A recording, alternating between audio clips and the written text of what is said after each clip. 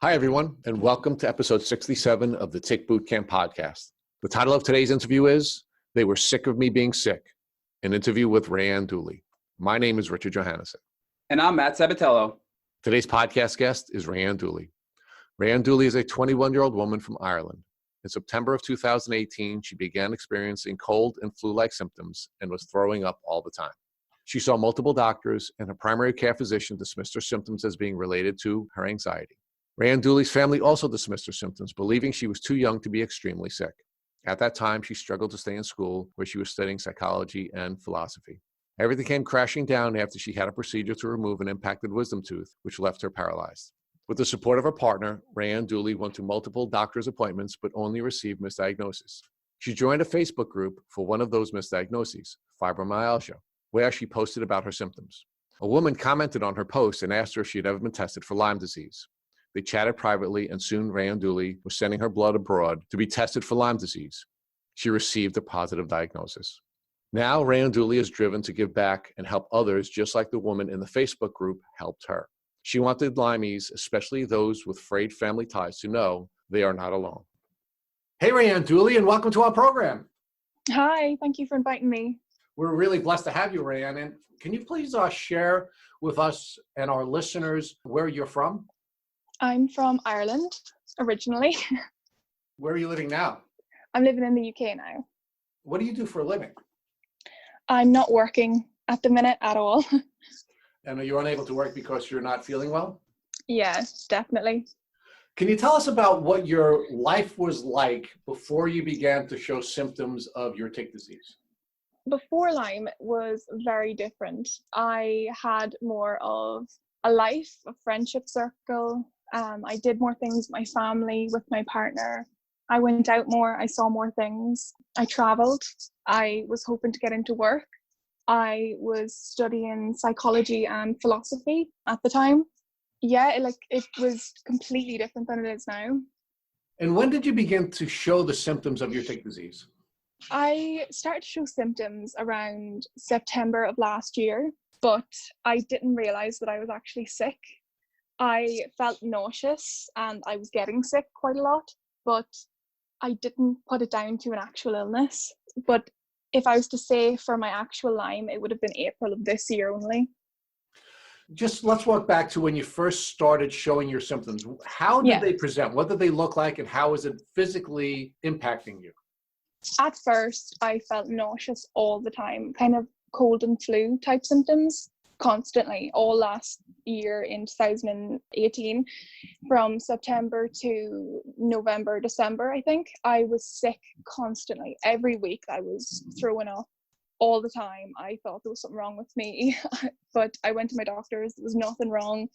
I was like, okay, I'm obviously just a nauseous person. It could be my anxiety, which I've always had. I just never felt okay. I started to feel dizzy. I started to feel just out of it in my own head. I never felt like I was right here in the moment for a very long time, for months and months and months. So, Rayanne, how did these developing symptoms affect you first with your education? Was it impacting your ability to pursue your educational pursuits? Definitely. I wasn't able to study. I wasn't able to concentrate. I felt so sick all the time. I wasn't able to put my full energy into absolutely anything. It was awful. How are your symptoms, your developing symptoms, impacting your relationships with your family? With my family, over time, I think they kind of got sick of listening to me feeling sick or saying that I felt sick. They kind of thought, I can't be sick. I'm only 21, I can't feel unwell all of the time. I can't be this unwell. There was quite a few, not arguments, but definitely confrontations between my family of, yes, I am sick, and them saying, no, you're not that sick, it's not that bad. I think it's kind of gotten better now because they realize more, but over the last few months, it's been quite a journey with them. How are you feeling about yourself when you had family members doubting whether you were really sick? Oh, terrible. I felt so bad. I just wanted them to believe me. I knew there was something wrong. I felt like I needed to convince people that there was something wrong with me when I shouldn't have had to do that. I wanted them to be there for me and believe me that I was really this unwell. They they just kind of put it off and said, go for walks, get some fresh air, go out, do some things, don't think about it, it's your anxiety. Like, it's always been that way. Now, when your doctors were suggesting to you that there was nothing wrong with you, Yeah. did that negatively impact your ability to persuade your family that there was, in fact, something wrong with you? Oh, definitely as well, yeah. They would always be on the side of the doctors. If it's not, obviously a doctor would know more than me. So they took kind of the doctor's side and believed, this is fibromyalgia, which is what I was misdiagnosed with. And, you really do just have to go on walks and get some exercise and you'll be fine. Were you involved in a romantic relationship when your tick disease symptoms began to develop? Yes, I was. And could you share with us the nature of your romantic relationship? I've been in a relationship now with my partner for 3 years. So she was here long before the Lyme, and I think she'll be here long after. She is the one person who has truly been there for me and helped me out throughout the whole process. She's driven me everywhere. She's been there through everything. She's taken me to all my appointments. She's helped with absolutely everything. What is your partner's name? Kaylin. And how has your developing tick disease symptoms affected Kaylin and your relationship with her? She's sad for me. She wants to see me get better. Obviously, she wants me to get out there and, do what I want to do in life. She's heartbroken by what I've had to go through, and I can understand why I'd be the exact same. And I honestly think that our relationship has gotten stronger though through all of this. Do you feel that your tick disease symptoms and the challenges that have been presented by your Lyme disease have made it so that you're not capable of being the partner that Kaylin deserves? Yeah, 100%. I wish I could go out with her. I wish I could do things. Some days I can't even go and get the groceries, for ourselves. I can't walk into town and do things independently. I'm relying on her at this moment in my life, and it's depressing to me, and I can obviously see why it would hurt her. She obviously doesn't mind it and she would do anything for me, but I don't want to be that type of burden onto her. And do you feel like you're a burden to your friends and your family and to Kaylin? Yes, I have felt like I've been a burden, yeah. At any time during the course of your Lyme disease journey, did you ever doubt whether you were physically sick? No, not once. Not once. I believed it wholeheartedly that I was sick. There was something that was not figured out yet. Rayanne, can you walk us through the evolution of your symptoms beyond when they first started? Yeah, well, I mentioned already about being nauseous and sick constantly. My first real kind of scare was, I think, the 22nd of December of last year.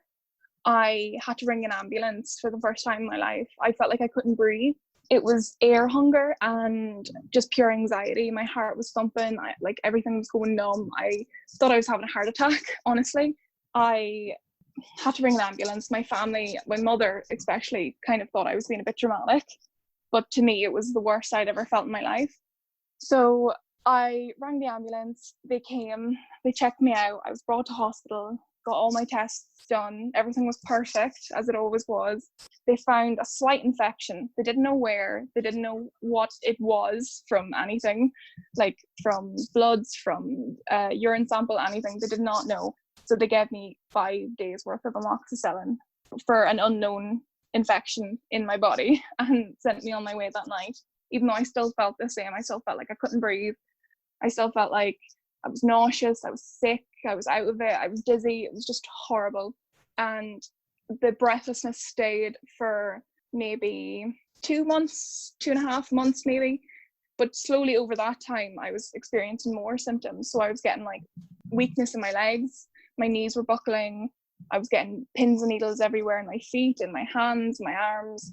I was really panicking at this stage, and I really thought there was something wrong with me. I went back to A&E and was told the exact same thing. They did all the tests again and was told it was my anxiety. It's always been my anxiety. It's always been in my head that there's something wrong with me, even though my walking ability was getting worse. I was getting weaker and weaker and weaker, and I had no idea why. Rayanne, after you had the 5 days of amoxicillin, did you feel any different at all? No, not at all. I didn't even know I had an infection. I didn't think I had one. I thought maybe like tonsillitis or some common infection that I would regularly get every winter. A cold even, I didn't know what was going on. The 5 days of amoxicillin did absolutely nothing for me in this situation. Usually it would have for things like tonsillitis, but this was not that. And after the ER visit, you went back to your primary care doctor who just said, basically, this is your anxiety, and dismissed all of your physical symptoms to a mental health related issue. Yeah, and so did the doctors in the ER. They gave me 2 painkillers and said, it's your anxiety, there you go.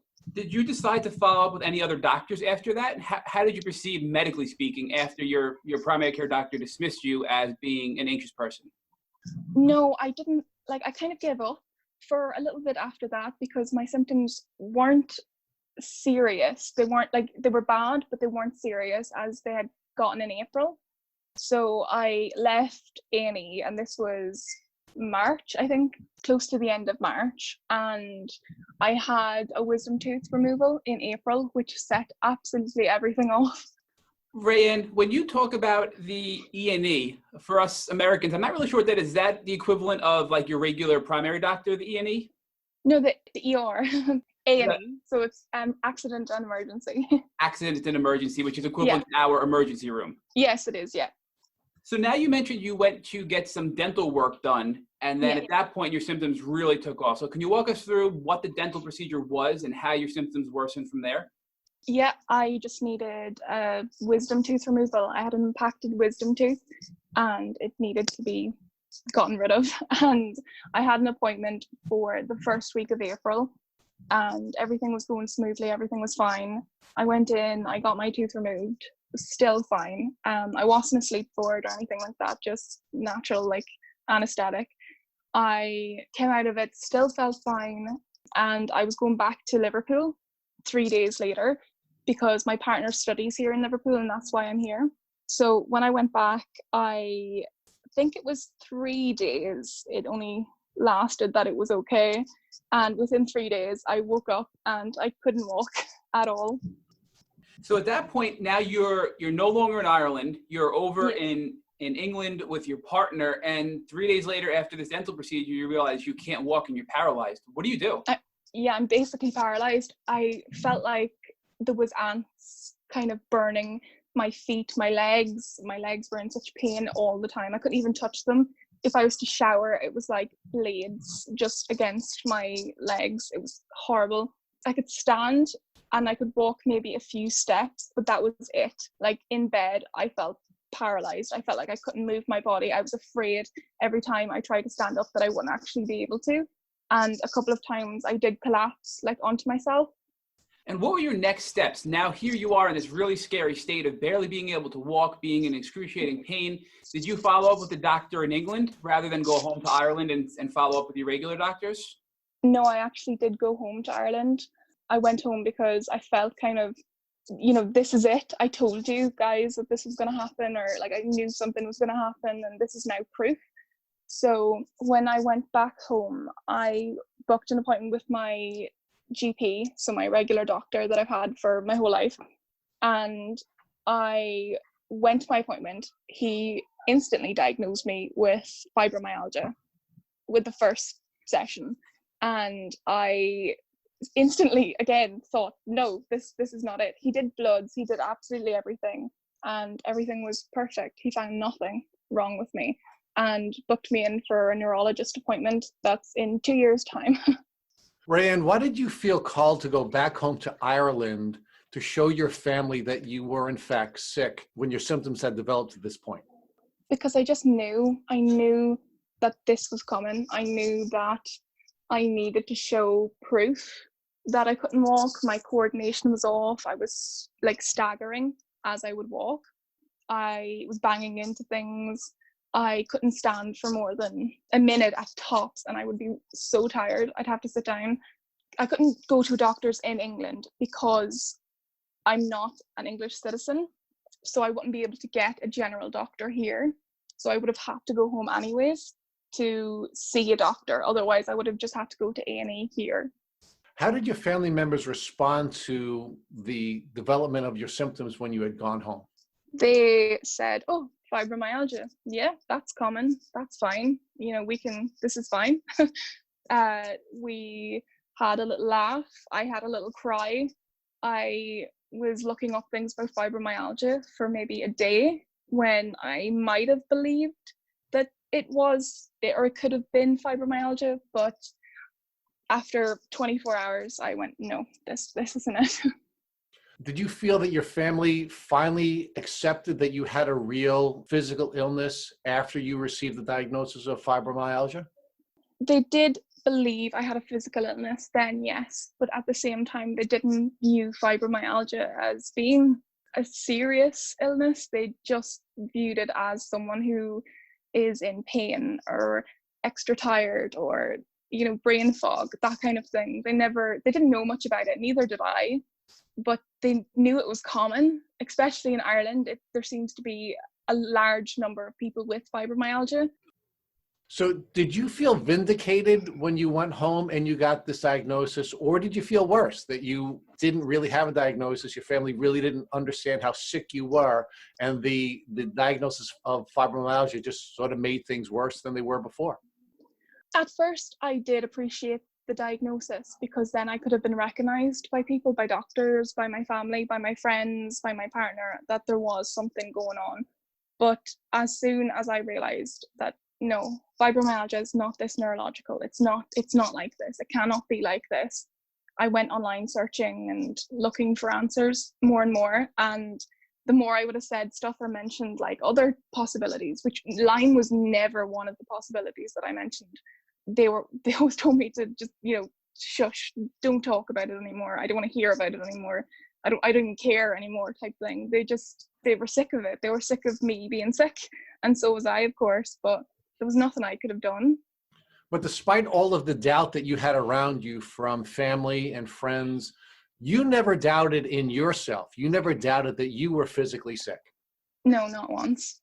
And I think that's wonderful, and you really deserve a lot of credit for never doubting in yourself, because so many of the people that we've interviewed in the past have allowed self-doubt to begin to creep into their experience. And as a consequence of that, they had an even more challenging journey. So I want to let you know that I admire you for having that type of strength. So thank you. Let's look forward to how you began to come up with your diagnostic plan. How did things progress from going home to Ireland and the diagnosis of fibromyalgia, and now you coming to the conclusion that that's wrong, I'm sick, and this isn't it? I was in a Fibromyalgia Ireland Facebook group, and I had posted about neurological issues, I think, several times. Nobody seemed to have the same issues as I did, especially even older people. It was more pain and brain fog, yes, banging into things, but not as severe as myself. So I posted into the group, and this lovely woman actually responded to me, and she had mentioned Lyme disease. Have I ever heard of it? Have I ever gotten tested for it? Have I ever been bitten by a tick? I said, no, I haven't been bitten by anything, no. And I kind of pushed it off. I did speak to her about it privately then, and she told me absolutely everything there is to know about Lyme, or so I thought.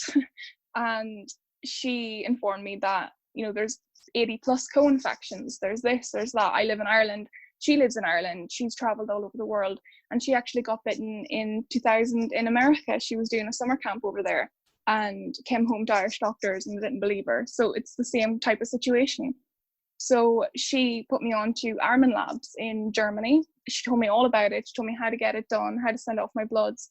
And I did. I sent everything off, but it was a great hassle because my doctors didn't want me to send my bloods away. They were not going to allow me to do it because they won't believe in any testing abroad whatsoever. Rayanne, so you mentioned earlier that it would take you 2 years to get into see a neurologist. Is that common in Ireland to have a wait that long for a specialist? Oh, definitely, yeah. I think that's quick even for me. Usually it could be 3 or 4 years sometimes, depending on the person and the symptoms. And did this person from the support group inspire you today to now pay it forward? It seems like that's what you're doing here on the podcast today and with all your outreach, is you're paying it forward based on what she did for you to help you get to your diagnosis. Absolutely, yeah. She has done so much for me. She has done documentaries within Ireland that have been banned. They have been taken off TV. They've just been completely ignored. She does TikTok, which is an Irish organization for Lyme disease, but it's not like it's getting no pay from Ireland whatsoever. We're not recognizing Lyme as an issue at all. We completely ignore it. We say that it's only in the certain parts of the country, which is usually in the west, that have the most woodland. But it's just completely not. Like, my doctor told me that there's no Lyme in Laois, which is where I'm from, which is in the middle of Ireland. There's no Lyme here. We don't have Lyme here. It's not even in Ireland half the time. If people get bitten, you get on antibiotics for a week and you're sorted, you're fine. And that's it. That's the end of the story. And that he's gotten bitten. Everyone's gotten bitten by ticks. You pull them off and they're fine. Like, it's not a serious issue here whatsoever, but yet so many people are having to travel abroad and spend thousands and thousands to just get treatment or get even results of what's going on. And if you even bring the results to our doctors, they laugh. Like, my doctor actually laughed in my face. I had to bring my partner into my doctor's with me because I was so nervous. And he just laughed at me and said, this is a fad. This is the new trend. People are coming in saying they have Lyme disease. And it's completely ridiculous. It took me so off guard, but I was warned by the woman who had told me all about it, that this is a possibility, that this might happen. And it did.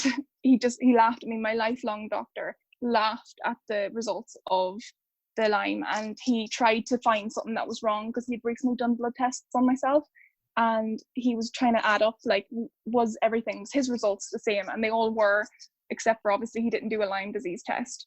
And he was like, well, it's all wrong anyway. It's not real. It's fake. It's not authorized, and just kind of pushed it away. And I haven't seen him since. Rayanne, how did it make you feel when your doctor was discounting how you felt, discounting your belief that you had Lyme disease, and ultimately laughing at you? Horrible. He was my lifelong doctor who had seen me maybe once a year, every year, for tonsillitis or a cold or a flu or something like that. He's my family doctor. He knows my whole family. He's been there for a very long time. And for him to just kind of laugh in my face at something and call it a trend, like, he's obviously seen other people come in with the same symptoms or have gone to Armin Labs, because since finding out that, like, Lyme is so common in Ireland, especially, it's a huge number of people that have Lyme. It's obviously common that people are bringing in these tests from abroad, and doctors are just ignoring it completely, from everyone, from every county, from every part of Ireland. Why do you believe the Irish doctors are discounting the Lyme disease epidemic that seems to be taking root in Ireland? I was told by him because the Centre of Disease Control in Ireland, or I think you called it the CDC. Yes. So basically our version of that has not recognised it. And until they recognise it, they're legally not allowed to treat, to help, or to believe that chronic Lyme disease exists, and that it's not just more than a bite and a rash and 5 days on antibiotics, or a week at the most, and you're done, you're fine. Rayanne, what did you know about ticks and tick diseases prior to your diagnosis? Absolutely nothing. I knew nothing about tick diseases. Did you ever come in contact with a tick, either on an animal or on yourself, that you had to remove? No, I remember seeing one on a cat we had down in my granny's house. A massive tick, but I didn't do anything to it. I just left it and just thought my uncle or my granddad or something would take care of that. But I never saw a tick on myself. I never saw a tick on anybody or even around me. I never even had a rash. So to me, still to this day, I wasn't bitten in my head because I never saw one, and I was living in a city in Liverpool, and because of my anxiety I wasn't going out that much. I was never around greenery or nature or anything like that, and I was only out at night. But it doesn't matter because it can still happen, and it did. I never had a rash, I never saw a tick, and I still have it. Did you ever learn anything about ticks either from the news media or from any of the courses you've taken in your educational journey? No, none. Not in school, not in anything. And I think it should be taught in our school, especially because we live in Ireland and it's such a nature-filled country. You know, everyone farms. There's so much farming. There's so much nature and animals, and it needs to be taught about, definitely. Rayanne, how did you overcome the doubt of your doctor to actually agree to give you this test through Armin Labs? Because you needed his sign-off to get this lab work done, correct? Correct, but he was actually away on holiday for 2 weeks when I had ordered the tests, thankfully, and another doctor in the practice who owns the practice, signed off on it. But it was because I knew the receptionist people and they were really nice, and they tried to convince the doctor to let me just get the bloods, and I paid for them privately, and they agreed just because of that. But if he had been in, I would have not got it, and I would have had to go somewhere else. One of the things many of us struggle with is the anxiety of going to a doctor, because every time you go, you don't know what to expect, what's going to happen. What advice or tips would you give our listeners about going to the doctor and to help reduce this doctor-induced anxiety? Oh, I still have doctor-induced anxiety. I think it's to stay calm and speak your truth, speak your word in your mind, how you're exactly feeling. And it doesn't matter what they say. You are allowed to speak. They're there to help you. And if they're not going to help you, then they're not doing it for the right purposes. You need to tell them how you're feeling and what's happening in your body. And they're the only people you really can expect help from at this time. And hopefully you'll find a nice one, and they genuinely will care and will help you. And they are out there as well. They're not all bad, but just unluckily enough, I got a bad one.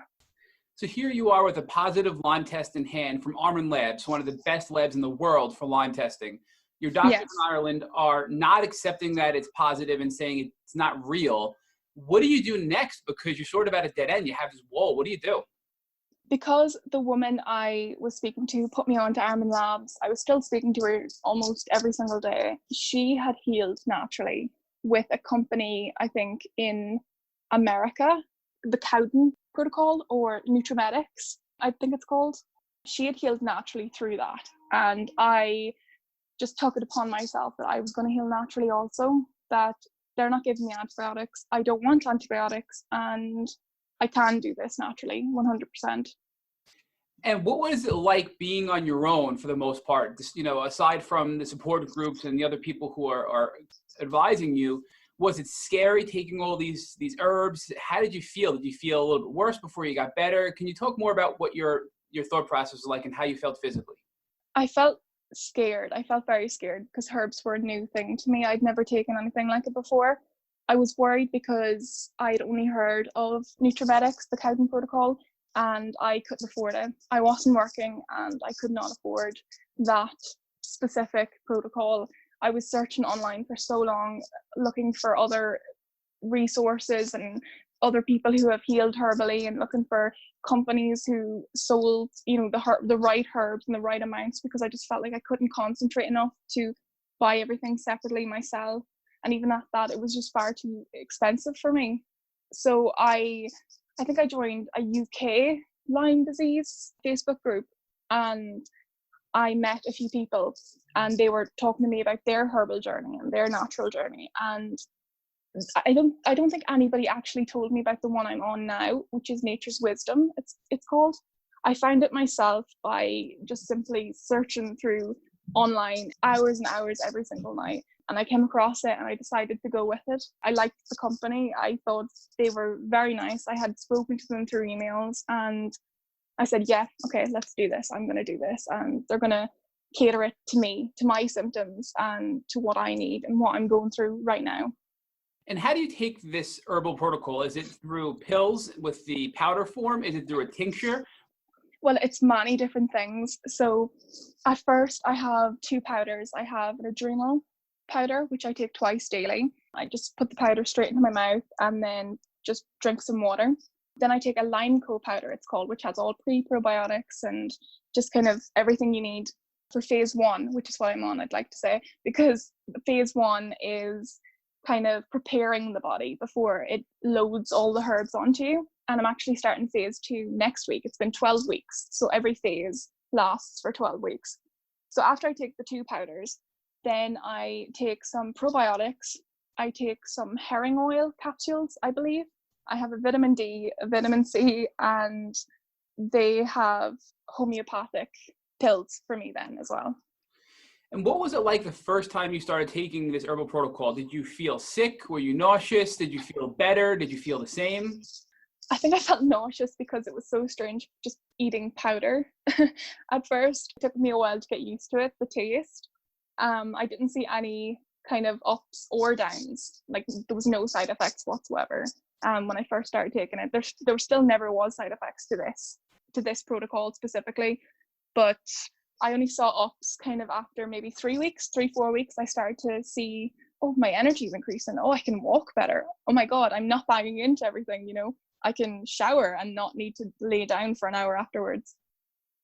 So you really never had any negative side effects. In the beginning, you felt maybe a little nauseous and nothing negative, but a few weeks later, you started to see some real positive results. Yeah, definitely. One of the things I've recently learned about taking these herbal protocols, especially when you're taking the dry powder form, is if you drink it with something like a coconut milk, it helps coat it, and in your stomach, it helps better absorb the herbs. Have you tried anything like that while taking the herbs? I haven't tried anything like that, but they actually do advise stuff like that, but I think I'm too scared. But above and beyond this herbal protocol that you're on, you are doing some other things as well to repair your health. Can you talk about those? Yeah, through the woman I met in the Facebook group, because she does so much for Limeys in Ireland, she had spoken to and met with and organized, events and stuff with one of the best bioresonance. Can you describe for our listeners what bioresonance is? Bioresonance is reading the frequencies of the body through sound, I believe, to see exactly what's going on with every single organ and your brain and your diet and just everything. It reads absolutely everything. In addition to being a diagnostic tool, can it also be used as a potential therapeutic tool to help you heal? Oh, definitely. I remember sitting down, I could barely see, I could barely speak. I was so anxious. I was so tired because I had to walk up like 3 or 4 flights of stairs. I sat down, I was sweating, I was so nervous.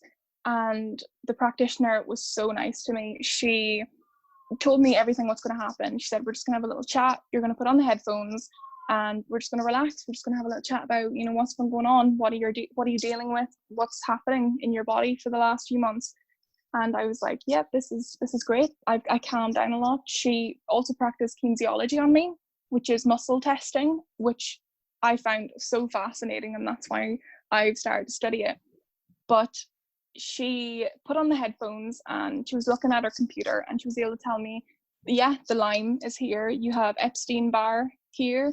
You have this here. And she went through all, if I had any co-infections, which thankfully I didn't. And she was able to tell me, your liver is working at only 35%, your kidneys are only working at 55%, and help me with that. And also she gives you the Cowden protocol herbs if you desire. She can give you other herbs, she can give you other protocols, and she can give you homeopathic therapy.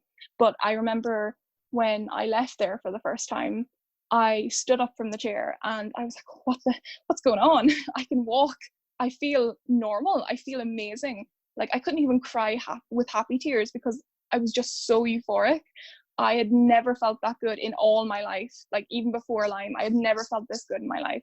It's something about the brain, and like she's able to kind of tune the frequencies of the body to put it back into healing mode. So I could feel it in my stomach as she was moving the frequencies on the computer. I could feel every little click on the computer she was making, and I know it sounds so crazy, but I really could. Is there a connection between Nature's Wisdom, the company you're using for your herbal protocols, and this bioresonance company that you're working with?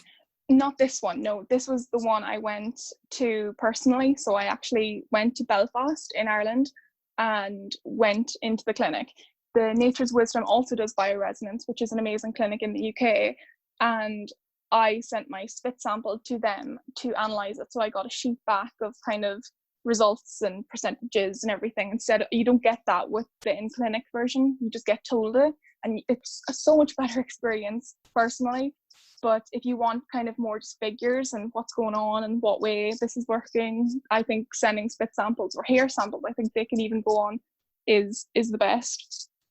So you're really working with 2 different bioresonance companies, one in Ireland and another one in England. And you sent one out, your saliva sample, for some bioresonance testing, and the other one you're actually visiting in person to get some therapies with. Yes.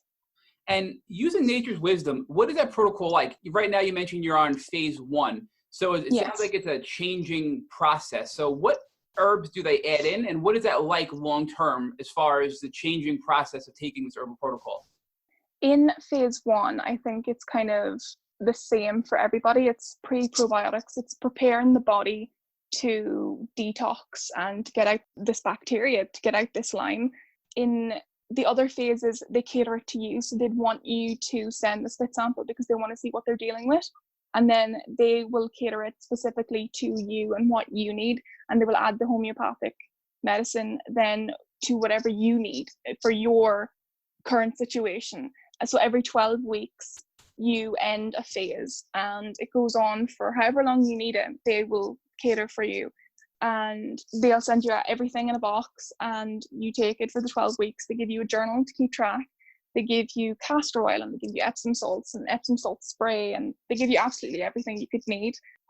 So I want to back up a second to the muscle testing. So from what I understand, muscle testing is an analysis of the various muscles, different parts of your body, your arms, your legs, to see what parts of your body are weakest, and then they use that to determine what illnesses you may have. Is that an accurate summary of how that works with the muscle testing? I think so, yeah. They're asking you, your subconscious and your body, what your body wants rather than what your mind wants or your heart wants. So for me, they were asking me the first time, do I have Lyme? Is it affecting my life?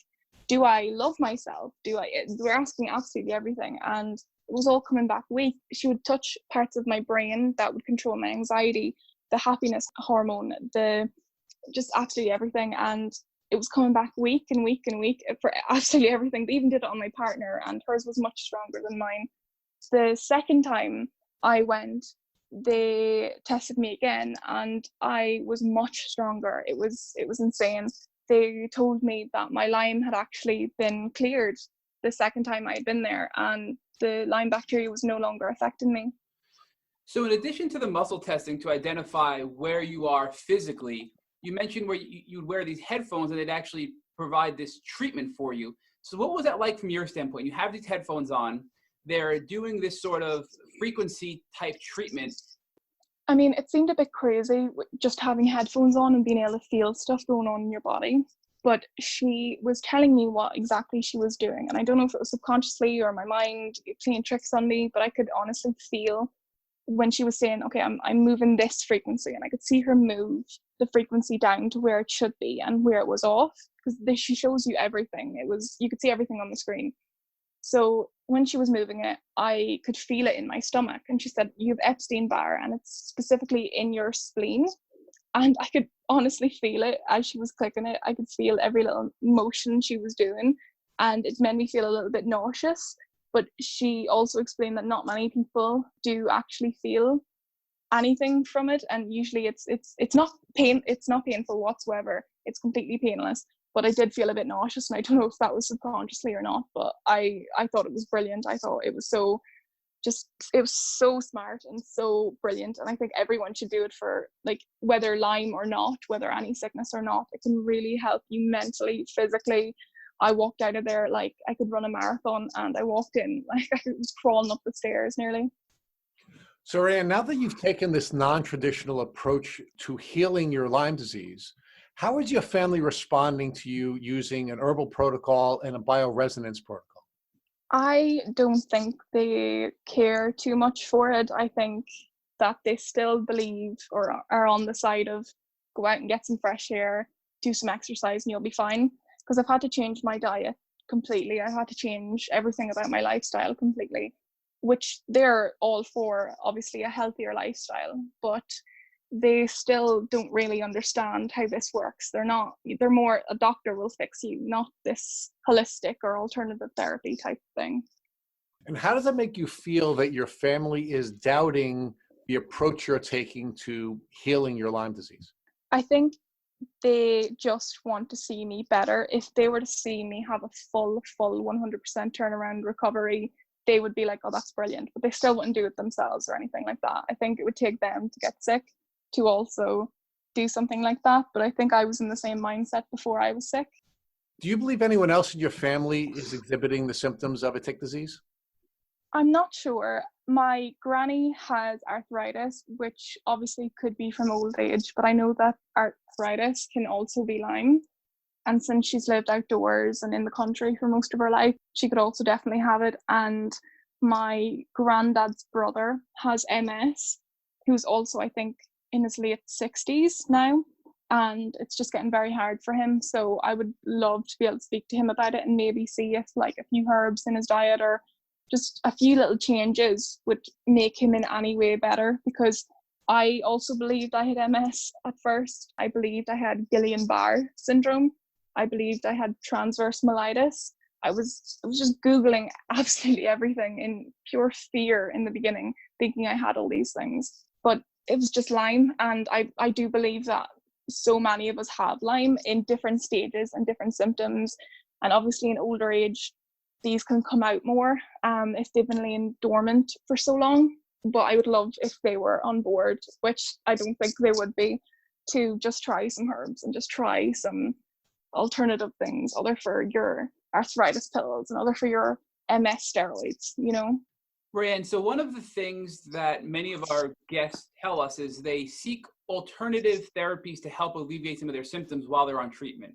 So is there anything that you've done to help your symptoms while getting this treatment? For example, maybe CBD oil to help with the pain and anxiety? Oh yeah, I've used CBD oil. I really enjoyed it. I just don't think it's within my budget to get some really good CBD oil at the minute. But when it was, I definitely did enjoy it, yeah. Probiotics CBD oil was my first kind of go-to for pain and just kind of relief symptoms, I believe. Have you ever tried medical marijuana to help alleviate your symptoms? Because many of our guests have said they've actually had better results with medical marijuana over CBD. That CBD has helped them, but the THC in the medical marijuana has actually helped them even more than the CBD oil. We don't have medical marijuana in Ireland. It's still against the law completely. So I wouldn't have been able to try it anyways, even if I wanted to. Do you believe other things like maybe yoga, deep breathing, and exercise like that would help calm down your anxiety and help some of the symptoms? No, definitely, yeah. I've started yoga, I started meditation, deep breathing. I've done and actually finished mindfulness course as well recently, and everything's helped. Like, I suffered a seizure about 12 weeks ago, my first ever in my life. It was absolutely terrifying, and I was told it was brought on by anxiety by the ambulance crew, and it was heartbreaking to be told that.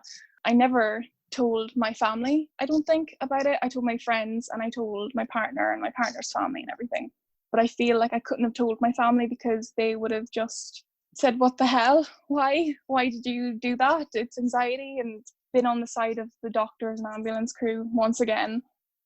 Although you're at the early stages of this treatment and you're still in phase 1, it sounds like you've made some significant progress. So how are you feeling today? Today, I'm feeling a lot better than I did 12 weeks ago. I still have symptoms and I still have my anxiety and I still have issues throughout the day. But 12 weeks ago, I couldn't even stand in the shower for longer than 5 minutes. I'd have to sit down, I'd have to take a break, I'd have to just relax all the time. I couldn't do anything. But only even, I think, 4 weeks ago, 5 weeks ago, I was able to walk through the airport completely on my own. I was able to do it. I didn't have to sit down. I had more strength than I've had in a very long time. And clearly something's working. And I don't know if it's a combination of all the things I've done or just, you know, the herbal protocol or just a bioresonance. But it's been getting really good. I'm starting phase 2, I believe, next week, and I'm really excited for it. Rayanne, during the course of this journey, I'm sure you've changed. Can you share with our listeners how you have changed in a positive way since you've started your Lyme disease journey? I've changed in a positive way because I see people and I see the world completely differently now. I want to help people how I was helped. I feel kinder towards people. I look at people differently because you don't know what people are going through. You don't know their hardships or what they're mentally, physically, emotionally, spiritually going through. And I never really thought about that before. Not that I was rude or bad or anything, but I just never thought in depth about anything. And the 6 months I've had now has made me stop and think, because I've been housebound and I've been even bedbound at some days, to just stop and think that there's so much more going on in the world and there's so much more important things I have so much more love for my family, even if they don't completely agree with me. I love them so much, and I miss them. I miss them now that I'm over here in the UK. I have 2 little sisters, and they're my everything. I was an only child until 2 years ago, and I can't wait to see them. I can't wait to see them grow up. And I suffered such a great depression throughout my teenage years. Now all I want to do is live because of this illness. And I never, ever, ever thought I would say that. I just want to live. I want to live my life. I want to experience so many things. I want to make people happy, healthy. And I just want to help people now because of all of this. Now, Rayanne, I'd like to talk a little bit about how you've begun to reach out to other folks who are suffering from what you had been suffering from, and I guess on some level continue to suffer from. Can you share with us what inspired you to reach out through social media to folks who are going through the challenges you're going through? It inspired me because I was once looking for answers too. I mostly reach out to people in maybe Facebook groups or on Facebook, or friends, or people I may know of online. And it's because I want them to be healthy too. I've seen a lot of people now since being diagnosed that are like, well, I have fibromyalgia. Maybe I have Lyme. And I'm telling them to go get tested, get properly tested, not here in Ireland whatsoever. Send your bloods away. Get the ELISpot test. Get the CD57 plus test. Get that done. See what your immune system is at. And, we can go on from there. My mother's friend even has severe fibromyalgia, and she was going to get tested. I'm not sure if she did, but she suffers a great deal with brain fog. I have brain fog still. Brain fog and anxiety and, sore, just pain everywhere. So I wanted her to get tested, and I want even some members of my family to get tested. And I think Caelan's aunt has also fibromyalgia very seriously, and now she's made an appointment to see the bioresonance practitioner up in Belfast. And you've also started a beautiful Instagram. Can you share with us what inspired the Instagram and what the goal is of your Instagram outreach? My Instagram, it's kind of just my simple life at the minute. I want to be able to share my story very, very soon. I just want to be 100% better so that I can share the right information to people that really need it. I share my family, my relationships, my friends, my pets, my little sisters. I share anything that I can and want to. I was off it for a very long time when I was very ill, and I'm excited to get back to it and finally talk about what I've been going through, because I think a lot of people, even like distant friends and stuff, have been wondering where I've gone. I understand that you've also changed your educational pursuits as a consequence of the transformation that you've gone through. Can you share with our listeners how you've changed your educational pursuits and what you're looking forward to when you complete your education? Yeah, before Lyme, I was studying psychology and philosophy, and now I'm studying to become a master herbalist. I'm studying kinesiology and I'm studying homeopathic medicine. I want to open up my own holistic alternative therapy practice. I want to be able to help people with herbs. I believe in them so much now, seeing the benefits that I've had, that I just want to be able to show other people that they truly can work, and you don't need antibiotics for everything. Rayanne, we thank you so much for sharing all of these beautiful stories that you shared with us and so much of your journey. But I have to ask you one more question as part of asking you to share your experience with our listeners. And that is, if God forbid tomorrow you woke up and you found a tick biting you on your leg, what would you do? What would I do? My experience is quite different than other people's, but I would still go to my doctor.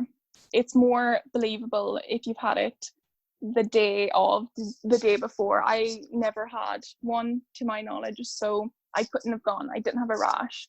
But any symptoms, any signs, go to your doctor. Say I was bitten yesterday. I need these antibiotics now. Get on them early, and you can prevent so many symptoms from happening. But even before you get another tick bite or you get your first tick bite, use tick repellent. Use it all the time, no matter where you are, indoors, outdoors. It doesn't matter. They can come from anywhere. Living in a city, I got it. So it's just proof that they're everywhere. Thank you for listening to the Tick Bootcamp interview with Rayanne Dooley. To our listeners, we have a call to action. First, if you'd like to learn more about Rayanne and her tick disease journey, please visit her Instagram at Rayanne Dooley. Second, if you enjoyed this episode of the Tick Bootcamp podcast, please share it with your friends by using the social media buttons you see at the bottom of the post. Third, we here at Tick Bootcamp have created a Tick Bite Blueprint, which has been inspired by the information that has been shared with us by past podcast guests. We urge you to visit our website at www.tickbootcamp.com to view the blueprint. We would appreciate it if you would contact us with any suggestions you have for improvements. Fourth, please don't forget to subscribe to this podcast on iTunes, Google Play Music, or Spotify to get your automatic episode updates of our Tick Bootcamp podcast. And finally, we thank our listeners for their comments on our past podcast episodes. Please take a minute to leave us an honest review on iTunes, Instagram, or on our website. We make it a point to read every single one of the reviews we get. Thank you for listening.